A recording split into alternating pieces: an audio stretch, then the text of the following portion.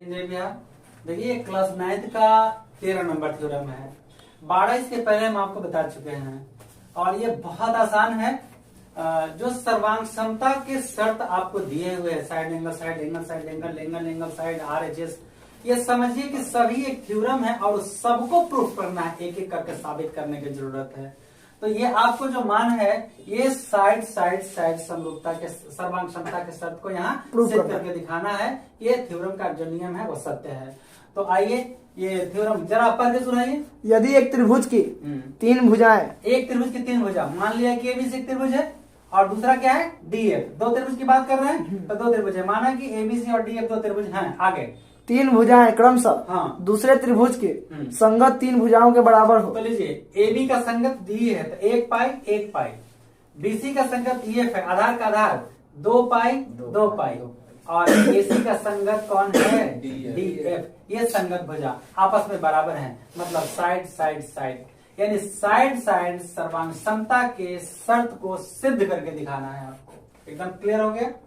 ये सवाल ऐसे भी रह सकता है कि साइड साइड साइड सर्वांग समता के शर्त को सिद्ध करें, 5 नंबर का। अगर साइड साइड साइड सर्वांग समता के शर्त केवल लिखने के लिए कहता है तो यही साइड साइड साइड सर्वांग समता के शर्त है। दो त्रिभुज सर्वांगसम कहलाते हैं यदि और केवल यदि एक त्रिभुज की तीन भुजाएं संगत दूसरे त्रिभुज की तीनों भुजाओं के बराबर हो। ठीक है, तो आइए इसको सिद्ध करके दिखाना सर्वांगसम। फिगर के लिए हम इतना स्पेस छोड़ते हैं क्योंकि हमको ये रचना लेना है। ठीक है, अब यहां से चलेंगे। माना कि ABC तथा DEF दो त्रिभुज हैं। अगर हम सर्वांगसम लिख देंगे तो फिर सिद्ध क्या करेंगे, दो त्रिभुज हैं जिसमें AB बराबर DE, AB बराबर DE, कॉमा BC बराबर EF, BC बराबर EF, कॉमा AC बराबर DF। एक बात और है, जैसे कहने का मतलब मेरा है कि BC जो है वो मेरा AC से बड़ा है, BC जो है AC से बड़ा है। हम इसे लिख भी सकते हैं, नहीं भी लिख सकते हैं। यहाँ कंडीशन ये हो रहा है कि हमने पाई से दिखा दिया है ये अलग है, ये अलग है और ये अलग है। तो हमें सिद्ध करना है कि त्रिभुज तो, ABC, हाँ, हमें सिद्ध करना है कि त्रिभुज ABC सर्वांगसम त्रिभुज DE है। ठीक है, यहाँ पे अगर हम चाहें ABC त्रिभुज में हम दे सकते हैं कि AB ऐसे, BC बड़ा है AC से, दे भी सकते हैं। चलिए बहुत ध्यान से देखने की जरूरत है। अब रचना होगा।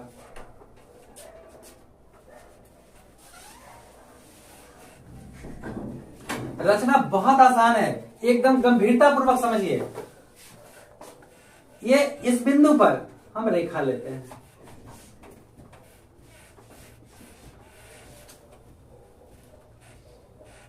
ठीक है, पर रचना है तो ये डॉट लाइन से जाएगा और ये जितना AB है ना उतने नाप के हम इसे कट लगा देंगे। इसके बाद इससे इसको मिला देंगे।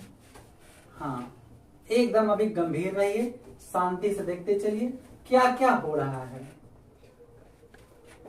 ज्योमेट्री बहुत आसान होता है, इसमें दो बातें होता है, या तो पढ़ाने वाला दिल से पढ़ाया नहीं, या तो समझने वाला दिल से समझा नहीं। तीसरा कोई कारण नहीं कि समझ में नहीं आएगा। ठीक है, तो चलिए त्रिभुज देखिए ध्यान से, त्रिभुज DEF में देखिए, त्रिभुज DEF में बिंदु E पर कोण ABC, ये जितना कोण है उतना ही का कोण हमने यहाँ पे बनाया। क्लियर हो गया, और ये जितना है उतना ही हमने इस पर काटा और इससे यहाँ H नाम दे दिए। अब H से F और H से D को मिला दिया। कोई दिक्कत नहीं, H से F और H से D को मिला दिया। चलिए अब जरा देखिए रचना। अब हम बोल रहे सीधे रचना लिखिए। रचना में आपको लिखना है त्रिभुज DEF में बिंदु E पर, लिखिए त्रिभुज DEF में बिंदु E पर, त्रिभुज DEF में बिंदु E पर, त्रिभुज DEF में बिंदु E पर कोण ABC कोण ए बी सी, देखिए हम लिख दिए कोण ए बी सी बराबर एफ ई एच, बराबर कोण एफ ई एच बनाया, एफ ई एच बनाया।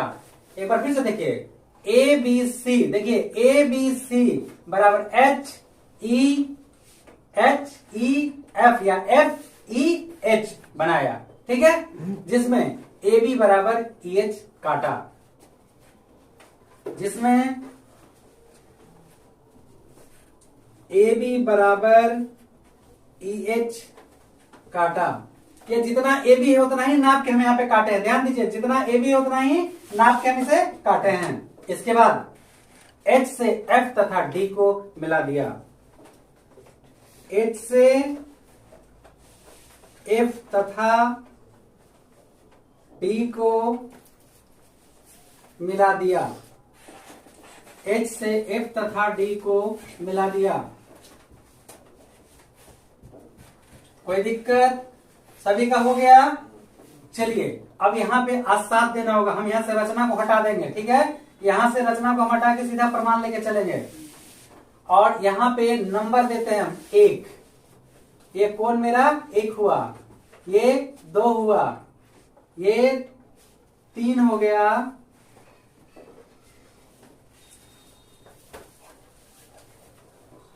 और ये 4 हो गया। अब यहाँ पे क्या करने का, बहुत दम ध्यान से देखिएगा, कुछ भी नहीं है इसमें। अब ये थ्योरम को हम लोग प्रूफ कर चुके हैं, कुछ नहीं बचेगा। चलिए यहां से हम रचना को हटा रहे हैं, जो रचना था आपने लिख लिया है, अब हमको यहाँ जगह का जरूरत है, नहीं तो गरीबी आ जाएगा। रचना कंप्लीट हो गया। रचना में फिर से एक बार डी एफ में बिंदु ई पर कोण ए बी सी बराबर एफ ई एच बनाया, जिसमें ए बी बराबर ई एच काटा, एच से एफ तथा डी को मिला दिया। अब कुछ नहीं करने का, कुछ नहीं करने का, सिर्फ हम इस त्रिभुज को इसका सर्वांगसम करेंगे। हम इन दोनों त्रिभुज को केवल सर्वांगसम करेंगे, मेरा पूरा मान क्लियर हो जाएगा यहीं पे। आइए कैसे सर्वांगसम है जरा ध्यान दीजिए, बताइए। ये भुजा इसके बराबर है, यस सर। ये कोण इसके बराबर है, और 2 पाई बराबर है, तो साइड एंगल साइड और साइड एंगल साइड से त्रिभुज क्या हो गया, सर्वांगसम। बने रहिए यही चैनल पर। त्रिभुज एबीसी, त्रिभुज एबीसी तथा त्रिभुज एच ई एफ में क्या पाया, ए बी बराबर ई एच, ए बी बराबर ई एच, रचना से बिल्कुल इसी तरह आप मदद करते रहिए।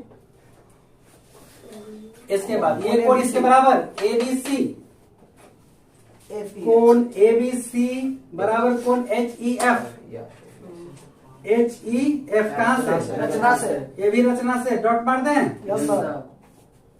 मतलब ये वाला यहाँ लिखा गया। इसके बाद बी सी बराबर ई एफ, हाँ बी सी बराबर ई एफ, हाँ गिवन। आप और कर सके, कैसे क्या करना है, और कर सकिए बीसी बराबर है, इसलिए देखिए साइड एंगल साइड दिख रहा है बाबू, इसलिए त्रिभुज ए बी सी सर्वांगसम होंगे त्रिभुज H E F side angle side के शब्द से। जब यह त्रिभुज सर्वांगसम हो गया, जब यह त्रिभुज सर्वांगसम हो गया तब कोई भी वजह कोई भी कोण बराबर होगा। तब कोण ए शीर्ष है, एच शीर्ष है, तब पलट देगा तो ए एच पर पड़ेगा, इसलिए बराबर एच। इसीलिए एंगल ए बराबर एंगल एच, ये नंबर फर्स्ट जरूरत है यहाँ। और ए सी बराबर एच एफ, ए सी ये तो इसके बराबर है, ये तो इसके बराबर, तो क्या बच गया, एंड ए सी बराबर एच एफ, एंड ए सी बराबर एच एफ। अजी लेकिन ए सी तो डी एफ के बराबर है, बट ए सी बराबर डी एफ, ए सी बराबर डी एफ गिवन। आपने क्या पाया, हाँ कहां से, गिवन, लेफ्ट बराबर राइट बराबर, इसलिए एच एफ बराबर डी एफ। समान। देखिए एच एफ बराबर डी एफ है तो तहलका मच गया, एक डीजे तहलका मचा दिया।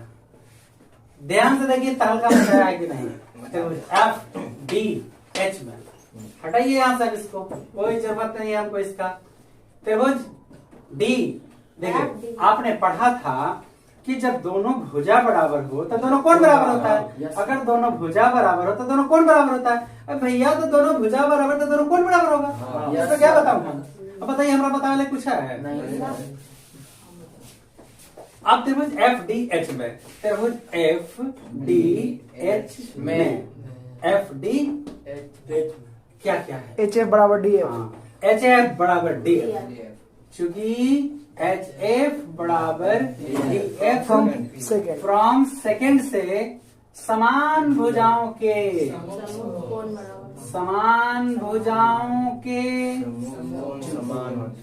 सम्मुख कोण समान होते हैं, इसीलिए कोण 2 बराबर 4। बिल्कुल, आप जो बोलिए एच एफ यहाँ है ना, एच एफ बराबर DF। तो अब यहाँ आगे पीछे कोई ले सकते हैं तो सीधे सीधे करते हैं। तो हालांकि सीधा ही है, इसके सामने है ना। तो जब ये दोनों भुजा बराबर है तब कोण 2 बराबर 3, इसीलिए कोण 2 बराबर कोण 3 नंबर होगा तीसरा। अब आ जाइए त्रिभुज डी ई एच में, लाइए भैया त्रिभुज डी ई एच में। तो इसमें क्या करना है, एक बात बताइए। यहाँ पे हमें पता चल रहा है, तो हम देखिए पहली बात, ये भुजा इसके बराबर क्या बोलता जी? ये भुजा इसके बराबर क्या बोलता जी? तो ये दोनों बराबर हो गया। तो क्या त्रिभुज से अलग हटके भी दिखा दूं कि डायरेक्ट दिखा दूं? नहीं, चलिए फिर बाद में आप कहिएगा। चूंकि ए बी बराबर एच ई, चूंकि ए बी बराबर एच ई, ए बी बराबर एच ई, कहां से? देखिए सवाल ये है कि ये बराबर आया ना, तो हम चाह रहे हैं कि ये भी बराबर यहाँ जाए, तो आपको तो कुछ लिखना होगा। तो चलिए ए बी बराबर एच ई, कहां से? रचना से। बट ए बी बराबर डी, बट ए बी बराबर डी ई गिवन। तो आप बोलेंगे पहले क्यों नहीं लिख सकते? लिख सकते हैं, कोई भी पहले लिख सकते हैं। इसीलिए तो हम कहते हैं एच ई बराबर होगा डी, और नंबर दे देते हैं इसका तीसरा, चलिए चौथा। अब आइए त्रिभुज डी ई एच में, त्रिभुज डी ई एच में चूंकि एच ई बराबर डी, एच ई बराबर डी, समझ में आया? ऊपर तो ही है, चलिए फ्रॉम 4 से, इसलिए समान हो जाएगा। अब क्या बार बार लिखेंगे? देखिए ध्यान दीजिए, पहले 2 लिखे थे ना, पहले 2 लिखे थे तब 3 ना। हाँ। तो इसमें भी आएंगे तो पहले ऊपर तब नीचे, इसमें भी पहले ऊपर और तब नीचे, इसीलिए 1 बराबर कोण 4 नंबर 5। समीकरण 4 + 5 लेफ्ट को जोड़ेंगे 2, ध्यान दीजिए 2 और 1, कोण 2 + कोण 1 बराबर कोण 3 + कोण 4, 5 है कहा? 3 + 5 है ये? हाँ सही बोले हैं। ठीक है, 3 + 5, ठीक है। अब यहाँ पे थोड़ी सी ध्यान दीजिए, 1 और 2, ध्यान दीजिए 1 और 2 पूरा कोण कौची हो ले हो? डी।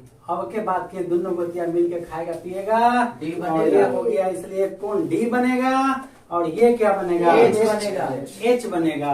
एच कहीं और है भैया, ये नंबर होगा 6।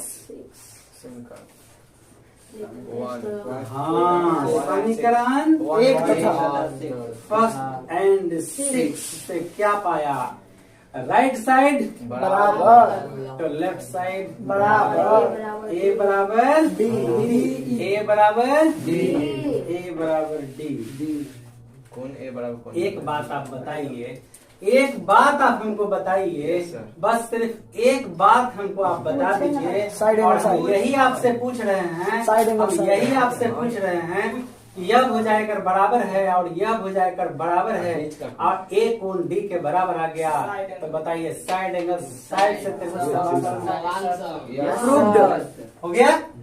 तो हमारा मेन लक्ष्य क्या था कि ए बराबर डी साबित करना और घुमा फिरा के तो हम एक बार फिर से दोहराते हैं आपको। मान लिया कि ए बी सी और डी एफ 2 त्रिभुज है, ठीक है। तो इसमें यह भुजा इसके बराबर, यह भुजा इसके बराबर, यह भुजा इसके बराबर, तो हमें सिद्ध करना त्रिभुज सर्वांगसम होगा।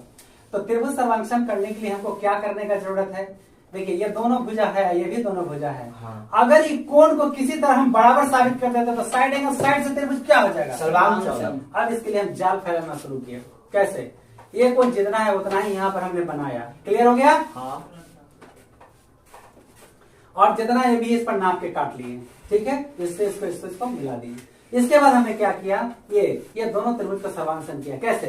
भुजा भुजा के बराबर, कोण कोण के बराबर और भुजा भुजा के बराबर। ये दोनों त्रिभुज क्या हो गया? सर्वांशन। सर्वांश। ए बराबर किसके हो गया? एच के हो गया। और एसी बराबर किसके हो गया? एच एच हो गया। एकदम क्लियर? एसी बराबर। लेकिन एसी तो डीएफ के बराबर है। तो परिणाम हमको यहाँ मिला एच एफ बराबर डीएफ। एच एफ बराबर डीएफ। जब ये दोनों भुजा बराबर है तो हमारे दोनों कोण क्या आ जाएगा? बराबर।